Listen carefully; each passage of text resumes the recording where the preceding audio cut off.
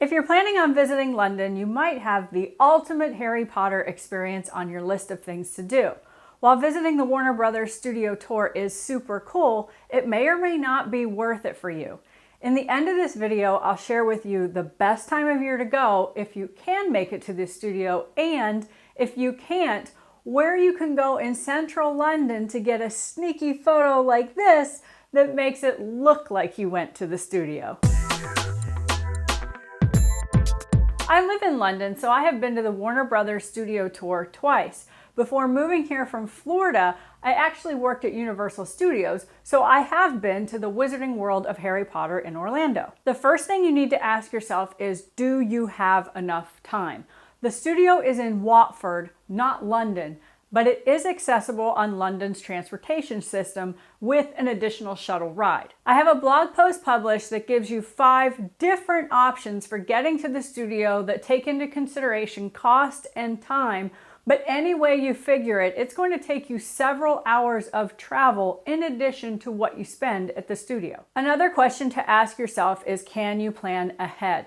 You can't just rock up to the Warner Brothers studio and buy tickets and walk in. You need to book in advance according to the date and actual tour time that you're able to visit. Many people ask what's different from Orlando. Both are magical experiences. However, I feel in Florida, the Wizarding World of Harry Potter is more sensory-based because you go on rides and you actually feel like you're the character Harry Potter. Both studios have Diagon Alley. In London, Diagon Alley is just facades, where in Florida, you're able to actually walk inside the stores as if maybe you were a character and shop. Another example is in London, you can walk through the Hogwarts Express train and see props that were used in the movies. In Florida, you can actually ride the Hogwarts Express train. So the biggest thing to think about for London is it focuses on the opportunities to see sets and props used from the movies. There's a few other differences between the studios.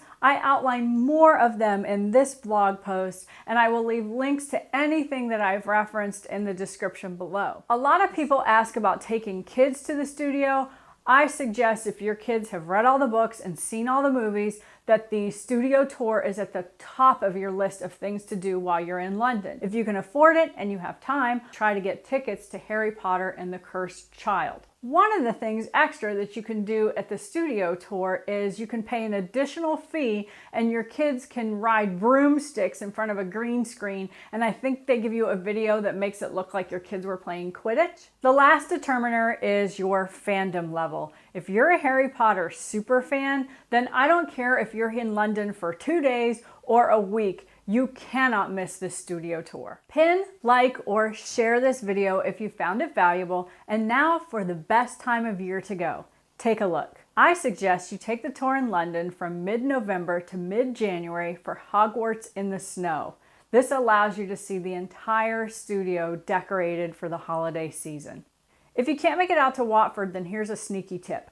At King's Cross St. Pancras International Station, they have a trolley set up by a brick wall. It's near the platforms where they actually filmed the movies. But if you wait in line, and the lines tend to be kind of long, for free, you can take a picture in this location. Please leave your comments, questions, or ideas below. I would also love to know what else you would like to learn about London, either in the comment section or anywhere on social media. There's also a promo code where I get my fun custom-made shirts in America. As always, thank you for watching.